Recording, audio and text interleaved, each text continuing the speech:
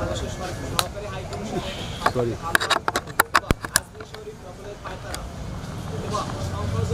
ভারতের সংখ্যালঘুদের উপরে যে অনবরত নির্যাতন চলছে সেই বিষয়ে আজকে আমরা ইনকিলাব মঞ্চের পক্ষ থেকে কর্মসূচি ঘোষণা করব। সেই কর্মসূচি ঘোষণার জন্য আজকে আমাদের এই সংবাদ সম্মেলন। এখন আপনাদের সামনে বক্তব্য নিয়ে আসবেন ইনকিলাব মঞ্চের কেন্দ্রীয় কমিটির যুগ্ম আহ্বায়ক আমাদের আব্দুল্লাহ আল জাবের ভাই। সবাইকে ধন্যবাদ। ইনকিলাব মঞ্চের পক্ষ থেকে বিপ্লবী শুভেচ্ছা। আপনারা সকলেই জানেন, বাংলাদেশে ভারতীয় আধিপত্যবাদ নিয়ে যখন বাংলাদেশের মানুষ প্রতিবাদ করে, বাংলাদেশের মানুষ যখন ভারতীয় আধিপত্যবাদকে অস্বীকার করে, তখন ভারতের পক্ষ থেকে 3টি কার্ড খেলা হয়। প্রথমত হচ্ছে ভারত বাংলাদেশের যেই 3টি কার্ড খেলে সেটির 1 নাম্বার হচ্ছে সংখ্যালঘু কার্ড, 2 নাম্বার হচ্ছে পার্বত্য চট্টগ্রামের সেই আদিবাসী কার্ড এবং 3 নাম্বার হচ্ছে জঙ্গি কার্ড। আমরা স্পষ্ট করে বলে দিতে চাই, ভারত যেই 3টি কার্ড খেলে, আমরা যদি ভারতের প্রেক্ষাপটে গিয়ে এই 3টি কার্ড নিয়ে বলতে চাই যে ভারতে কতটুকু সংখ্যালঘু নির্যাতন হচ্ছে, আমরা যদি শুধুমাত্র এই বছরে ভারতে যেই সংখ্যালঘু নির্যাতন হয়েছে সেইগুলো নিয়ে কথা বলি, আজ আগামী 24 ঘন্টাও যদি আমরা বলি তাও শেষ হবে না। সুতরাং সেই ভারতের কাছ থেকে যদি বাংলাদেশকে সংখ্যালঘু নিয়ে কথা শুনতে হয়, এর থেকে হাস্যকর বিষয় আর কিছু হতে পারে না। যেই ভারত তার সংখ্যালঘুদেরকে প্রকাশ্যে উলঙ্গ করে রাজপথে ঘুরায়, যেই ভারত প্রকাশ্যে গোমাংস খাওয়ার অপরাধে মুসলমানকে পিটিয়ে রাস্তায় মেরে ফেলে, সেই ভারতের কাছ থেকে বাংলাদেশ আগামী দিনে কোন পথে যাবে সেই সিদ্ধান্ত ভারত আমাদেরকে দেওয়ার কোনো ক্ষমতাই রাখে না। সুতরাং আমরা ইনকিলাব মঞ্চের পক্ষ থেকে বলতে চাই, বাংলাদেশে ভারত যেই 3টি কার্ড খেলে এসেছে এত বছর ধরে, সেই কার্ডগুলো বাংলাদেশে এখন অচল হয়ে গেছে। এই কার্ডগুলো আর বাংলাদেশে কাজ করবে না। আমরা বলতে চাই, ভারত যেই সংখ্যালঘু, যেই আদিবাসীদের উপরে তারা দীর্ঘদিন ধরে অত্যাচার নির্যাতন করে আসছে, সেগুলোকে আমরা বাংলাদেশের মানুষের পক্ষ থেকে, ইনকিলাব মঞ্চের পক্ষ থেকে প্রতিবাদ জানাই। এখন আপনাদের সামনে আজকের আমাদের যেই কর্মসূচি, সেই কর্মসূচি সম্পর্কে গুরুত্বপূর্ণ বক্তব্য রাখবেন ইনকিলাব মঞ্চের সম্মানিত মুখপাত্র শরীফ ওসমান হাদি। আসসালামু আলাইকুম সংগ্রামী সাংবাদিক ভাই ও বোনেরা, আপনাদের মাধ্যমে আজকে আমরা ব্রিফ করবার শুরুতে বাংলাদেশের সমস্ত প্রধান রাজনৈতিক দলগুলোকে বড় করে একটা ধন্যবাদ জানাতে চাই। আপনারা জানেন যে বাংলাদেশে তো একটি ক্রাইসিস, তো পলিটিক্যাল ক্রাইসিস তো দিনে দিনে তৈরি হচ্ছেই, কিন্তু বিএনপি, জামাত ইসলামী থেকে শুরু করে বাংলাদেশের প্রত্যেকটা রাজনৈতিক দল একমাত্র ফ্যাসিবাদের দোসররা ছাড়া ভারত ইস্যুতে যেভাবে বোল্ড স্টেটমেন্ট দিয়েছে, জনগণের পক্ষে তারা নেমেছে এবং বাংলাদেশের স্বাধীনতা সার্বভৌমত্বের প্রশ্নে তারা তাদের বক্তব্য রেখেছে। আমরা ইনকিলাব মঞ্চের পক্ষ থেকে, ছাত্র জনতার পক্ষ থেকে বাংলাদেশের সকল রাজনৈতিক দলকে অভিনন্দন জানাতে চাই। একই সাথে আপনারা জানেন যে 17 বছর ফ্যাসিবাদের পরে আমাদের যে সরকার হয়েছে, আমরা আপনাদেরকে একটি ব্যাপার বলতে চাই, এটা আমাদের সরকার, কিন্তু আমরা কিন্তু সরকার না। এর মানে এই সরকারটা আমাদের এই অর্থে এটা সাংবাদিক বন্ধুদেরও সরকার, কারণ আপনাদের সকলের সহযোগিতা, আপামর জনসাধারণের সহযোগিতা এবং বিপ্লবের ফলে যেই সরকার হয়েছে এটা তো অবশ্যই আমাদের সরকার, কিন্তু এখন পর্যন্ত কিন্তু আমরা সরকার হয়ে উঠতে পারি নাই। এর কারণ গত 17 বছর ধরে সচিব থেকে চৌকিদার পর্যন্ত আমলাতন্ত্রের সামরিক বাহিনীতে প্রত্যেকটা নিয়োগ নিকৃষ্ট মানের আওয়ামী ফ্যাসিস্ট দালালদেরকে রিক্রুট করা হয়েছে। এই মুহূর্তে প্রত্যেকটা মিডিয়া থেকে শুরু করে এখন পর্যন্ত সব জায়গায় তারা পুনর্বাসিত হয়েছে এবং সেই অবস্থায় আছে। সুতরাং নতুন সংবিধান রচনা, আমাদের নতুন রিপাবলিক ঘোষণার আগ পর্যন্ত এই বিপ্লব এবং এটা আমরা সরকার হয়ে উঠতে পারবো না। আমাদেরকে এখনকার লড়াই, আমরা নতুন বাংলাদেশের নতুন সংবিধানের আলোকে নতুন রিপাবলিক ঘোষণা করব। সেই লড়াই যতদিন চলবে আশা করি আমরা বাংলাদেশের সমস্ত রাজনৈতিক দল এবং মিডিয়াকে আমাদের সাথে পাবো ইনশাআল্লাহ। আপনাদেরকে আমরা জানাতে চাই যে আপনারা জানেন যে শুধু 1947-এ ভারতের কিন্তু সুপ্রিম কোর্টের একটি রায় আছে যে ভারতে 1947 সাল পর্যন্ত যতগুলো উপাসনালয় যেই ফরম্যাটে ছিল, 47-এর পরে ভারত পাকিস্তান ভিন্ন হয়ে যাওয়ার পরে এগুলো অবিকৃত থাকবে, এগুলোকে কোনো ধ্বংস করা যাবে না, নষ্ট করা যাবে না। এটি 1947 সালেই ভারতের মীমাংসা এবং তাদের সুপ্রিম কোর্টের রায় আছে। আমাদের বন্ধু বলছিল, আপনারা শুনছিলেন, বাংলাদেশে ভারত যতবার যে কোনো ক্রাইসিস তৈরি হয় তারা 3টি কার্ড নিয়ে মাঠে নামে। প্রথমত সংখ্যালঘু, এরপরে আদিবাসী, এরপরে সর্বশেষ তারা জঙ্গি কার্ড খেলে। বাংলাদেশের মানুষ গত 17 বছরের ফ্যাসিবাদের আমলেও এত বেশি রাজনৈতিক সচেতন হয়ে উঠেছে, আমরা অবাক হয়ে যাই। এই কোনো কার্ডই আর বাংলাদেশের মানুষকে তারা আর এখন খেলে তারা কোনো ফায়দা নিতে পারছে না। আপনাদেরকে শুধু আমরা মনে করিয়ে দিতে চাই, গত 3 দিন আগের নিউজ আপনারা নিশ্চয়ই জানেন যে আজমির শরীফ দখলের একটি নতুন পায়তারা শুরু হয়েছে। যেই আজমির শরীফ ভারতের শুধু মুসলমানদের নয়, মুসলমান, হিন্দু, বৌদ্ধ, খ্রিস্টান নির্বিশেষে সারা পৃথিবীর অগণিত দেশ থেকে আপনারা জানেন যে আজমির শরীফে মানুষ ঘুরতে আসে এবং সেখানে শ্রদ্ধা জানাতে আসে। সেই আজমির শরীফের দখলের পায়তারা হিসেবে, ষড়যন্ত্র হিসেবে আপনারা জানেন যে সেখানে ইতিমধ্যে একটি মামলা করা হয়েছে যে আজমির শরীফে নাকি একসময় শিব মন্দির ছিল। আপনারা এখন আপাতত এটাকে খুবই মনে করতে পারেন এটা হাস্যকর, এটা কোনোদিন হবে না। এটা কেন হাস্যকর নয় এবং কোন যুক্তিতে বাবরি মসজিদের মতো আজমির একদিন শিব মন্দির হয়ে যাবে, এটা আপনাদেরকে আমরা বুঝিয়ে বলবার চেষ্টা করব। শুধু আপনাদেরকে আমাদের কনসার্ন জানিয়ে রাখি, আগামী 20শে ডিসেম্বর আজমির নিয়ে ভারতের আদালতে শুনানি হবে। যেই মামলাটা করা হয়েছে যে আজমিরে নাকি এর আগে মন্দির ছিল, সেটার উপরে তারা এখন মামলা করা হয়েছে এবং সেই মামলার শুনানি হবে আগামী 20শে ডিসেম্বর ভারতের আদালতে। আমরা বাংলাদেশের ছাত্র জনতার পক্ষ থেকে আমরা ঘৃণা ভরে প্রত্যাখ্যান করছি এবং জানাতে চাই, আজমির শরীফ দখলের যদি এই ষড়যন্ত্র ভারত রাষ্ট্রীয় মদদে করতে দেয় এবং করে, এটার কি পরিমাণ বাজে পরিণতি হবে এটা যদি এখনো তারা না জানে, তারা এইসব বাজে কাজ করতে করতে তারা অঘোষিত রাজ্য বাংলাদেশকে বানিয়ে ফেলেছিল, তারা সিকিম বানানোর পথে চলে গিয়েছিল। তার আগ পর্যন্ত বাংলাদেশের স্বাধীন সার্বভৌম প্রতিরোধের কারণে তাদের সমস্ত ফলাফল তারা কিন্তু শূন্য হয়ে গেছে, বঙ্গোপসাগরে ভেসে গেছে। তারা যদি বাংলাদেশ থেকে কিভাবে পাত্তারি গুটিয়ে পালিয়েছে এখনো যদি তারা শিক্ষা গ্রহণ না করে, তাহলে দক্ষিণ এশিয়ায় ভারত রাষ্ট্রের সীমানা কোন পর্যন্ত গিয়ে থামবে এটা আমরা মনে করিয়ে দিতে চাই। ফাঁকে আপনাদেরকে বলে রাখি, আমরা বিভিন্ন গণমাধ্যমের বরাতে এবং ভারতীয় উস্কানির মাধ্যমে জানতে পারি একটু কতটুকুন ভেরিফাইড, কতটুকুন অথেন্টিক, এটা মিডিয়ার বন্ধুরা নিশ্চিত করবেন। কিন্তু আমরা ইনফরমালি জানছি ভারত নাকি বাংলাদেশে সার্জিক্যাল স্ট্রাইক করবার জন্য তারা তাদের সীমান্তে তাদের সেনা বাড়িয়েছেন, তাদের শক্তি জোরদার করছেন, তারা সার্জিক্যাল স্ট্রাইক করবে। এই ন্যারেটিভগুলোকে শক্তিশালী করবার জন্য তারা ভুলভর কিছু টিভি চ্যানেল থেকে উস্কানিমূলক বক্তব্য দিচ্ছেন, চট্টগ্রাম নিয়ে যাওয়ার কথা শোনাচ্ছেন। আমি ইনকিলাব মঞ্চের পক্ষ থেকে, ছাত্র জনতার পক্ষ থেকে ভারতের কাছে অনুরোধ জানাই, আল্লাহর ওয়াস্তে আপনারা বাংলাদেশের উপর একটা সার্জিক্যাল স্ট্রাইক চালান। আমরা চাই ভারত তার কফিনের যেই শেষ পেরেকটা এখনো বাকি আছে সেইটা তারা যদি বাংলাদেশে একটা সার্জিক্যাল স্ট্রাইক চালায়, ইনশাআল্লাহ 20 কোটি ছাত্র জনতা ভারতের কফিনের শেষ পেরেকটা মেরে দেবে ইনশাআল্লাহ। কারণ ভারত যদি বাংলাদেশের উপরে সার্জিক্যাল স্ট্রাইক চালায়, পরের দিন ভারতের মানচিত্র আরো কমপক্ষে 60টা নতুন রাষ্ট্র নির্মিত হবে, আমরা জানিয়ে দিচ্ছি।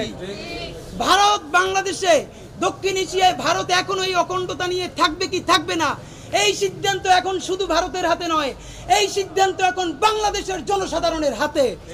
যদি ভারতের অখণ্ডতা রক্ষা করতে হয়, আপনারা জুলাই বিপ্লবকে সম্মান করতে শিখুন।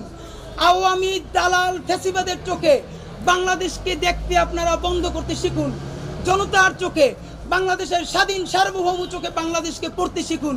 আপনারা এখনো যাকে আশ্রিত করে রেখেছেন, লেন্দুব দর্জির ছোট বোন খুনি ফ্যাসিস্ট হাসিনাকে নিয়ে আশ্রিত রেখেছেন, তার পরামর্শে যদি বাংলাদেশে আক্রমণ চালান, 20 কোটি জনতার রক্তের উপর দিয়ে আপনি ভেসে যাবেন। আপনি যেই সেনা এখানে ডিপ্লয় করবেন, পাঞ্জাব কাশ্মীর বসে আছে, কোন সময় সেনা বাংলাদেশে ঢুকবে আর তখন পাঞ্জাব আর কাশ্মীর নতুন স্বাধীন রাষ্ট্র হয়ে যাবে। আমরা উস্কানি দেই না, আমরা সেভেন সিস্টার্সের কথা বলতে চাই না, তবে আমার স্বাধীনতা সার্বভৌমত্বের উপর যদি কেউ হামলা করে, তাহলে যেভাবে ভারত 1971 সনে বাংলাদেশের মুক্তির জন্য এগিয়ে এসেছিল, অবশ্যই বাংলাদেশের স্বাধীনতা সার্বভৌমত্ব রক্ষার জন্য পৃথিবীর অনেক দেশ এগিয়ে আসবে আমরা বিশ্বাস করি। এবং ভারত যদি সাহস থাকে তারা হামলা করে দেখাক, আমরা বললাম ইনশাআল্লাহ। কারণ আমরা ইতিমধ্যে শহীদ, আমাদের আর মরে যাওয়ার কোনো ভয় নাই। শহীদদেরকে যাদের অবস্থান, যারা বেঁচে আছে গুরুস্থানের মধ্যে, তাদেরকে আপনারা আর কবরের আর লাশের ভয় দেখাইয়েন না। আমরা লক্ষ লক্ষ ফাঁসির আসামি বাংলাদেশে বাস করি, এদের বুকের তাজা রক্তের উপর দিয়ে ভারতকে এখানে আক্রমণ চালাতে হবে। সুতরাং বাংলাদেশের, এবং আপনারা অভূতপূর্বভাবে দেখেন, ভারত এতদিন যেই মাইনরিটি কার্ড খেলেছে, আমাদের জগন্নাথ হলের ভাইয়েরা পরশু ভারতের তাবেদারির বিরুদ্ধে মিছিল নিয়ে ভারতের মুখে যেই চপেটাঘাত করেছে, এখনো যদি আক্কেল জ্ঞান থাকে তাদের তওবা করে বাসায় ফিরে যাওয়া উচিত, তওবা করে খুনি হাসিনাকে বাংলাদেশে ফেরত দেওয়া উচিত, এবং জুলাই বিপ্লবকে ধারণ করে নতুন করে বাংলাদেশের সাথে পররাষ্ট্রনীতি নির্ধারণ করা উচিত। আমরা আপনাদের প্রতিবাদ স্বরূপ জানাতে চাই, আজমির ষড়যন্ত্রে যে তারা কাজ করছে, একই সাথে আপনারা দেখেন বাংলাদেশের মিডিয়াকে প্রশ্ন করতে চাই, আপনারা গতকালকে একটা মিডিয়া নিউজ করেছেন যে যুক্তরাজ্য নাকি বাংলাদেশে ভ্রমণের জন্য সতর্কতা জারি করেছে। ভাই, আল্লাহর ওয়াস্তে মিডিয়া আলাদের ভাইদেরকে বলি, হয়তো ফ্যাসিবাদের দালালি ছেড়েন, অথবা একটু পড়াশোনা করে নিউজ করেন, কি সাংবাদিকতা করেন যে আপনাদের চেয়েও আমরা এগুলো ভালো বুঝি। প্রত্যেকটা ফরেন পলিসি, তাদের রাষ্ট্রের এম্বাসিতে তাদের যে ওয়েবসাইট থাকে, এই ওয়েবসাইটের একটা অংশ থাকে কোন পাঁচটা ঝামেলা। সাজেকে একটা ঝামেলা হয়েছে, সাজেককে দেখানো হয়েছে যে সেইখানে এখন ভ্রমণে ঝামেলা আছে। সাজেককে পুরো বাংলাদেশ বানাই ফেললেন আপনারা। আমরা আপনাদেরকে বলতে চাই, আপনারা কেন নিউজ করলেন না? গত 24শে নভেম্বর, এর মানে আজ থেকে 10 দিন আগে, ভারতের উত্তরপ্রদেশে সম্বল শাহী মসজিদে হিন্দুত্ববাদীরা পাথর মেরে 4 জন মুসলমানকে হত্যা করেছে। আজ থেকে মাত্র 10 দিন আগে সেখানে ইস্যু কি ছিল, সেখানেও তারা বেশ কিছুদিন আগে মামলা করেছিল। ওটাও নাকি একসময় শিব মন্দির ছিল, সম্বল শাহী মসজিদ। এবং উত্তরপ্রদেশের সম্বল শাহী মসজিদ ভারতের প্রধান 5টা মসজিদের একটা। সেখানে যারা জরিপ চালাতে গেছে, সেই জরিপ চালানোর অবস্থায় তারপরে হিন্দুত্ববাদীরা তারা সেখানে মুসলমানদের উপর আক্রমণ করেছে, এবং 4 জন মুসল্লি জায়গায় শহীদ হয়েছে তাদের ইট এবং পাথরের আঘাতে। এবং আপনাদেরকে জানাতে চাই, এই সম্বল মসজিদের ইমামকে 1976 সনে কিন্তু গুলি করে হত্যা করা হয়েছিল ভারতে। আপনারা মিডিয়া এখন পর্যন্ত তা বলেন নাই। আমরা আপনাদেরকে মনে করে দিতে চাই, আজকে 4 ডিসেম্বর, আর মাত্র কালকে বাদে পরশু 6 ডিসেম্বর, যেদিন আমরা আমাদের কর্মসূচি ঘোষণা করব, সেই গল্প তো বাংলাদেশের মানুষের ভুলে গেলে হবে না। আপনারা জানেন 1949 সালে আমাদের মোগল আমলে নির্মিত ঐতিহাসিক বাবরি মসজিদ, সেইখানে চক্রান্ত করে একটি রাম মূর্তি রেখে এসে তারপরে বলা হলো এখন আমাদেরকে পুজো করার ব্যবস্থা করে দিতে হবে। তারপর আদালত 40 বছর পর্যন্ত বাবরি মসজিদে মুসলমানদেরকে নামাজও পড়তে দেয় নাই এই কথা বলে। তারপরে আপনারা সকল ইতিহাস জানেন, 1992 সালে দক্ষিণ এশিয়ায়, আমার জানা মতে এশিয়ায় বা পৃথিবীর কোথাও, রাজনৈতিক দলের মদদে প্রকাশ্যে উৎসব করে বাবরি মসজিদ 1992 সালের 6 ডিসেম্বর যেভাবে ভাঙ্গা হয়েছে, গত 1 শতাব্দীতে পৃথিবীর কোন দেশে এরকম ধর্মীয় উপাসনালয় রাজনৈতিক দলের ইন্ধনে হামলা করে ধ্বংস করা হয়েছে, এর কোনো নজির নাই। একমাত্র এই নজির ভারত করেছে। প্রকাশ্য দিবালোকে আমাদের ঐতিহাসিক বাবরি মসজিদকে তারা 6 ডিসেম্বর ভেঙে ফেলেছে। আপনারা জানেন, এই বাবরি মসজিদ ভেঙেছে কিন্তু 1992 সালে, তার ন্যারেটিভ নির্মাণ করেছে কিন্তু 1949 সালে। এর মানে প্রায় 40 বছর পরে তারা এই মসজিদ কিন্তু হত্যা করেছে। একইভাবে তারা এখন আজমির শরীফে কেবল বলতে শুরু করেছে। আজমির শরীফকে তারা আজকে বলছে, 50 বছর পরে আমরা দেখব আজমির শরীফেও এরকম, আজমির শরীফকে নাই করে দিয়ে সেখানে একটি শিব মন্দির করা হবে। সম্বল শাহী মসজিদ, সেখানে আজকে হত্যা করা হয়েছে, 50 বছর পরে আমরা দেখব সেটা একটা মন্দির হয়ে গেছে। গুজরাট গণহত্যা 2002 সালে, এখন যে মোদি, কসাই মোদি, যে আজকে বিজেপি এবং ভারতের প্রধানমন্ত্রী হয়ে আছে, গত 20 বছরে গুজরাটে যে গণহত্যা হয়েছে, 1000-এর অধিক মানুষ ন্যূনতম, যাদেরকে আগুন দিয়ে পুড়িয়ে হত্যা করা হয়েছে, মুসলমানদের ঘর বাড়ি লুট করা হয়েছে, ধর্ষণ করা হয়েছে। আপনারা পারলে বলেন তো যে গত 20 বছরে এরকম একটা গণহত্যা দক্ষিণ এশিয়ার একটা দেশে আর চলেছে? আপনাদেরকে একটা কথা মনে করিয়ে দিতে চাই, এখন আর পুরনো কথা বলবো না। সাম্প্রতিক 2024 আর 23-এর দুই একটা কথা শুধু মনে করিয়ে দিব। আপনারা জানেন 2023-এ উত্তরপ্রদেশে একজন মুসলমান এমপি আতিক আহমদ, উত্তরপ্রদেশের এমপি আতিক আহমদ এবং তার ভাইকে পুলিশ হেফাজতে সন্ত্রাসী বলে গুলি করে হত্যা করা হয়েছে। এই গত বছর পুলিশ হেফাজতে একজন মুসলমান এমপি এবং তার ভাইকে গুলি করা হত্যা করা হয়েছে। আপনারা যারা মিডিয়ার ভাই আছেন, বাংলাদেশে যারা ভারতের দাবিদারি করে, তাদেরকে জিজ্ঞাসা করতে চাই, গত বাংলাদেশ তো দূরের কথা, দক্ষিণ এশিয়া বা এশিয়ার একটা দেশের কথা বলেন, পুলিশ হেফাজতে একজন রানিং এমপিকে কোন দেশে গুলি করা হত্যা করা হয়েছে? এইরকম বর্বরতা, পৈশাচিক হত্যা ভারত ছাড়া আর কেউ এখন পর্যন্ত করতে পারে নাই। আমরা আপনাদেরকে মনে করিয়ে দিতে চাই, ভারতে 15%, পুরো জনসংখ্যার 15% মুসলমান, কিন্তু তারা সেখানে সংখ্যালঘু। সেই সংখ্যালঘু 15% মুসলমান সরকারি চাকরিতে মাত্র 3% পর্যন্ত তারা সরকারি চাকরি পায়। আমি বাংলাদেশে জিজ্ঞাসা করতে চাই, বাংলাদেশের মুসলমানরা হলো 90% উইথ 9% পাওয়ার। কারণ আমি থেকে শুরু করে আমার অসংখ্য ভাই বোন গত ঢাকা বিশ্ববিদ্যালয়ে, আমি নিজে সাক্ষী, বিশ্ববিদ্যালয়ের প্রথম বর্ষে আমি একটি প্রশ্নের উত্তর করেছিলাম যেটা আমার শিক্ষক পছন্দ করে নাই। তিনি আমাকে প্রথম বেঞ্চ থেকে উঠিয়ে পিছনের বেঞ্চে পাঠিয়ে দিয়েছেন এবং আমার মনে আছে তিনি বলেছেন, ঢাকা বিশ্ববিদ্যালয় কোনো মাদ্রাসা না, এত মোল্লা মুন্সি দিয়ে বিশ্ববিদ্যালয়ে ভর্তি করে ফেলা যাবে না। শুধু হিজাবের অপরাধে, দাড়ির অপরাধে, টুপির অপরাধে বাংলাদেশের সমস্ত পাবলিক প্লেস থেকে শুরু করে প্রাইভেট প্রতিষ্ঠান পর্যন্ত নিগৃহীত হয় নাই গত 15 বছরে এমন কোন মানুষ বাংলাদেশে কম আছে। অথচ আপনি পারলে বলেন তো, আমাদের কোন সংখ্যালঘু ভাই বোন, সংখ্যালঘু শব্দটাই একটা ক্রাইম, কোন সংখ্যালঘু নাই, প্রত্যেকটা মানুষ নাগরিক। আমাদের কোন হিন্দু জনগোষ্ঠীর ভাই বোন হিন্দু হওয়ার কারণে সরকারি চাকরিতে তারা বাধাগ্রস্ত হয়েছে? আপনি পারলে বলেন কোথায় আছে যে উপাসনালয় ঢুকে হিন্দু মন্দিরে যে তাদের পাদ্রীকে হত্যা করা হয়েছে, যেটা ভারতে প্রতিদিন হচ্ছে? আপনাদেরকে মনে করিয়ে দিতে চাই, এই বছর দিল্লিতে, হরিয়ানায় আপনারা জানেন যে উন্মুক্ত স্থানে নামাজ পড়াকে কেন্দ্র করে যে পুলিশ দায়িত্বরত অবস্থায় মুসল্লিদেরকে বুট দিয়ে লাথি মেরেছে। আপনারা এটা দেখেছেন যে দিল্লিতে প্রকাশ্যে মসজিদে জুমার নামাজ পড়ছিল কিছু মানুষ, মসজিদে অ্যাকোমোডেশন হচ্ছিল না, তাই মসজিদের সামনে রাস্তায় প্রকাশ্য দিবালোকে নামাজ পড়ার অপরাধে দিল্লির পুলিশ বুট দিয়ে লাথি মেরেছে মুসলমানদেরকে। পারলে গত 50 বছরে বাংলাদেশের একটা নজির আপনারা দেখান, কোন মন্দিরে বাংলাদেশের কোন পুলিশ প্রকাশ্যে দিবালোকে লাথি মারার তো দূরের কথা, একটা লাঠি চার্জ করেছে? পারলে আপনারা বলেন তো। ইসকন যা করেছে গত 3 মাস, বিভিন্ন নাম দিয়ে যা করেছে, আমাদের সরকার যে ট্যাক্টফুলি, যে অসীম ধৈর্যের সাথে তাদেরকে হ্যান্ডেল করেছে, আপনারা বলেন না এরকম একটা নজির গত 50 বছরে ভারতে আছে কিনা? এবার আমি আপনাদেরকে মনে করিয়ে দিতে চাই, এতক্ষণ আমরা সংখ্যালঘু হিসেবে মুসলমানদের কথা বলছিলাম,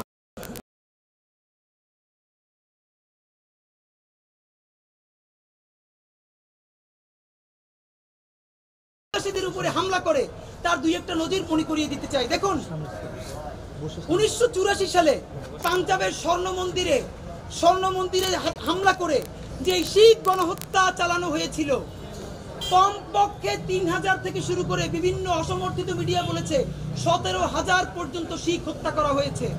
1984 সালে পাঞ্জাবের স্বর্ণ মন্দিরে গণহত্যা চালিয়ে হাজার হাজার শিখ হত্যা করেছে কারা?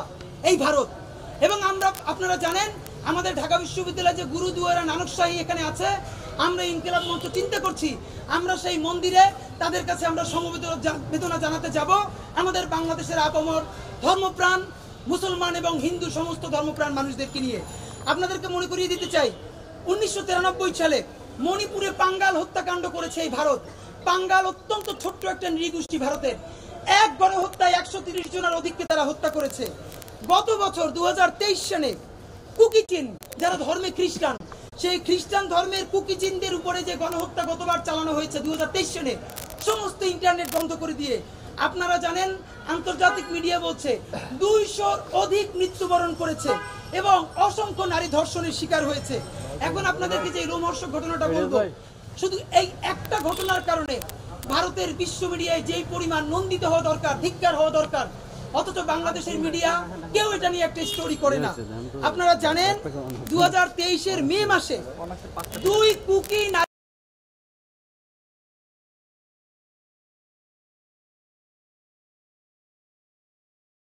বারবার প্রকাশ্য দিবালোকে জঘন্য কাজের প্রতিবাদ করতে গিয়ে এই নারীর বাবা এবং ভাই যখন প্রতিবাদ করেছেন তাদেরকেও তারা হত্যা করেছে। 2023-এ প্রকাশ্য দিবালোকে যদি কুকি নারীদেরকে ঘুরিয়ে বিবস্ত্র করে উলঙ্গ করে ঘোরানো যায় এবং তার প্রতিবাদে তার বাবা এবং ভাইকেও হত্যা করা যায়, আমাকে পারলে আপনারা যেই সব আফ্রিকার দেশ বলে আপনারা বাংলাদেশে ট্রল করেন, এইরকম একটা জঙ্গি দেশের নাম বলেন যারা প্রকাশ্য দিবালোকে মেয়েদেরকে উলঙ্গ করে ঘোরায়, গণধর্ষণ করে এবং তার বাবা এবং ভাইকে হত্যা করে। এই ভারতের কাছ থেকে বাংলাদেশের জনগণ সংখ্যালঘুর নিরাপত্তা কিভাবে নিশ্চিত করতে হয় এইটা শিখবে। অদ্ভুত ব্যাপার। আমি আপনাদেরকে ছোট্ট একটা নজরানা শুধু দিলাম। আপনারা যদি সময় দেন, আপনারা আপনাদের টকশোতে যদি আমাদেরকে ডাকেন, অন্তত গত 10 বছর নিয়ে আমরা 10 ঘন্টা নন স্টপ বলতে পারবো ভারত তার সংখ্যালঘুদের সাথে কি করেছে। প্রত্যেকটা আমরা ডকুমেন্টেড বলতে পারবো। এবার আপনাদেরকে আমরা শুধু একটা কথা মনে করিয়ে দিতে চাই। আপনারা জানেন ভারত এখন মাথা খারাপ হয়ে আছে, কারণ গত 15 থেকে 17 বছরে ভারতের যত ধরনের বিনিয়োগ সে বাংলাদেশে করেছে। বাংলাদেশ আপনারা জানেন তারা এখানে আরেকটা সিকিম বানাতে চেয়েছিল, তারা আরেকটা কাশ্মীর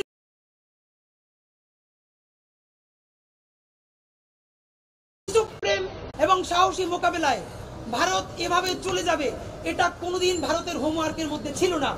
এবং অদ্ভুত ব্যাপার হলো চিন্ময় দাসের মতো একজন একজন টেরোরিস্টকে গ্রেফতার করার পর দেখেন ভারতের মতো তার ডিপ্লোমেসি লিটারারি কাজ করছে না, তার ফরেন পলিসি কাজ করছে না, তারা বিবৃতি দিয়ে বসলো। মানে ভারত কোন ব্যাপারে বিবৃতি দিবে আর না দিবে এটাও সে এখন ঠিক করতে পারছে না। ভারতকে অনুরোধ করি, যদি বুদ্ধি বিবেচনা নিয়ে একটু সুস্থ মাথায় মানুষজন আপনাকে না হাসে এরকম যদি বিবৃতি দিতে চান, বাংলাদেশের ফরেন মিনিস্ট্রির সাথে যোগাযোগ করেন না, ওরা আপনাদেরকে ভালো ভালো স্টেটমেন্ট লিখে দিবে। কারণ আপনি তো এখন অসুস্থ হয়ে গেছেন, আপনি তো বিকৃত হয়ে গেছেন। আপনাদের মাধ্যমে আজকে বাংলাদেশ সরকারের, বিশেষ করে আমাদের 3 ছাত্র উপদেষ্টা এবং স্বরাষ্ট্রমন্ত্রীকে ধন্যবাদ জানাতে চাই। আমরা যেই কথা গত 20 বছর ধরে বদলবার কথা ছিল, এই তাবেদার সেবাদার ফ্যাসিস্ট সরকার তো বলেই নাই। আপনি ভাবেন বাংলাদেশের সংসদে এমপি বলছে ভারতের বিরুদ্ধে যদি কেউ কথা বলে তাহলে আমরা তার জবাব দিব। মেহেরপুরের এমপি প্রচারণায় বলছে 2024-এর নির্বাচনে আমাকে হারানো এত সহজ না, আমি ভারতের ক্যান্ডিডেট। এর মানে এই কথা বলার পরেও বাংলাদেশের মিডিয়া একটা রা শব্দ করে নাই। আপনারা তো আজকে জানেন বাংলাদেশের মিডিয়া, একজন মিডিয়া একটা নিউজের চ্যানেলের প্রধান, তার অ্যাকাউন্টে 134 কোটি টাকা পাওয়া যায়। এটা তো এখন শুধু জানলাম, কত আরো কোথায় আছে আমরা তো এটা জানি না। সুতরাং আপনাদেরকে আমরা মনে করিয়ে দিতে চাই, ভারত এই যে অন্যায়গুলো করেছে 3টা প্রথম, তার সমস্ত আজমির নিয়ে ষড়যন্ত্র আমরা ইনশাল্লাহ বাংলাদেশের জনগণ, শুধু বাংলাদেশ না সারা বিশ্বের সমস্ত মুক্তিকামী মানুষ নিয়ে আজমির ষড়যন্ত্র রুখে দিবে। নাম্বার 2, সে বাংলাদেশের সহকারী হাই কমিশনে হামলা করেছে, এখন পর্যন্ত তারা সরি বলেছে যতদূর জানি। সরি বললে কাজ হবে না, তাকে অতি সত্বর জুলাই বিপ্লবকে স্বীকৃতি দিতে হবে এবং জুলাই বিপ্লবের বিরুদ্ধে যত গুন্ডা, সন্ত্রাসী, হত্যাকারী, খুনি ভারতে আশ্রয় নিয়েছে তাদেরকে অতি সত্বর বাংলাদেশে ফেরত পাঠাতে হবে।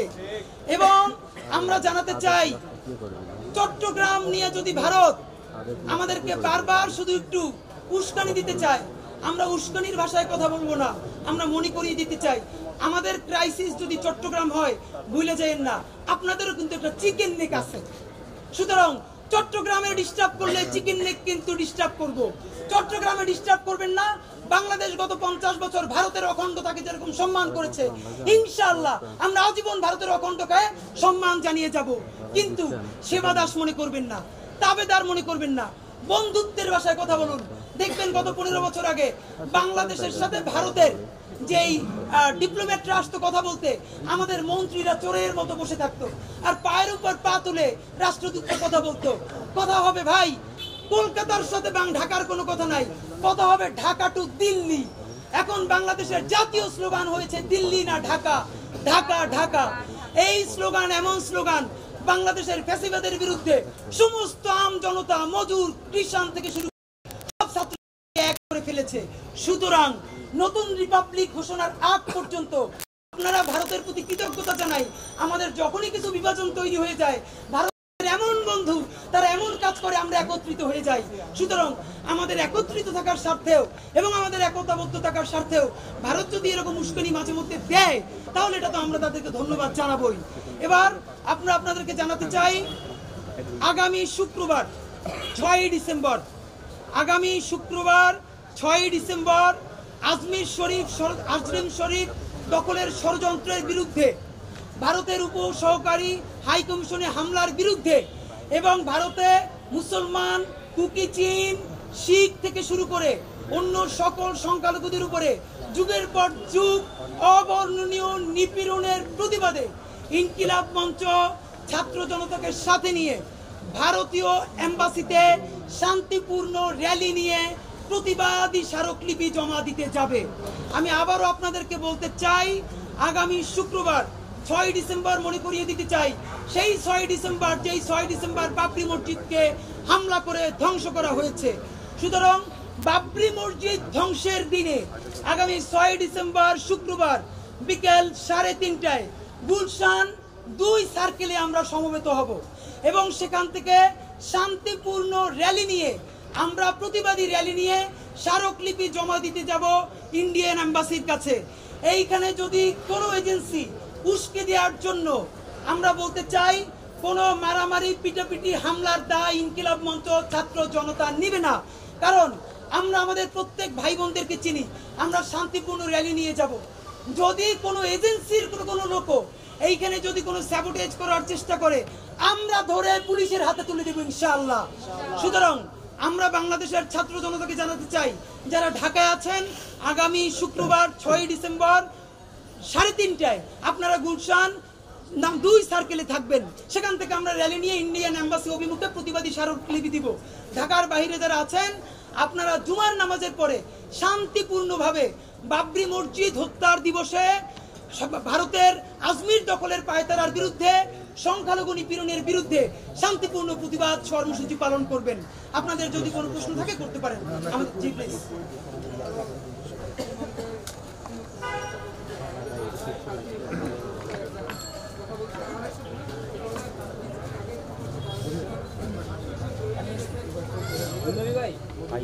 ধন্যবাদ। ভারতের পক্ষ থেকে বলা হয়েছে যে বাংলাদেশে শান্তিরক্ষী বাহিনী পাঠানো উচিত। যদি বাংলাদেশে ইসকনের একটা, যাকে ইসকন স্বীকার করে না, চিন্ময় দাসকে, সেই ইস্যুকে কেন্দ্র করে যদি শান্তিরক্ষী বাহিনী পাঠাতে হয়, তাহলে অন্তত 101টা কারণ বলতেছি, তার একটা বলি, প্রকাশ্যে 2 জন খ্রিস্টান কুকিচিন নারীকে উলঙ্গ করে ঘোরানোর অপরাধে, তার বাবা এবং ভাইকে হত্যার অপরাধে অনতি বিলম্বে ভারতে কয়েক হাজার শান্তিরক্ষী বাহিনী মোতায়েন করার দাবি আমরা জানাচ্ছি। যেটার মধ্যে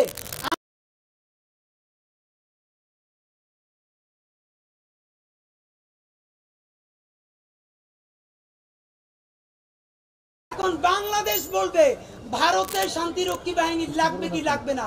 আমরা বরং জানাই রাখতে চাই, অবশ্যই জাতিসংঘ উচিত দ্রুত মুসলমান, খ্রিস্টান,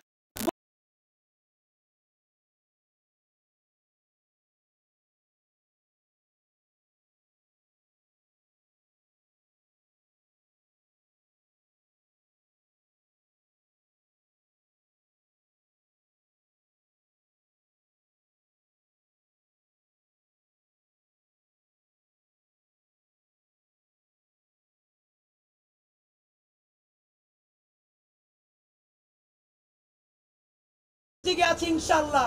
ফালানির বদলা নেওয়ার আগ পর্যন্ত বাংলাদেশে যদি সংগঠন হয়,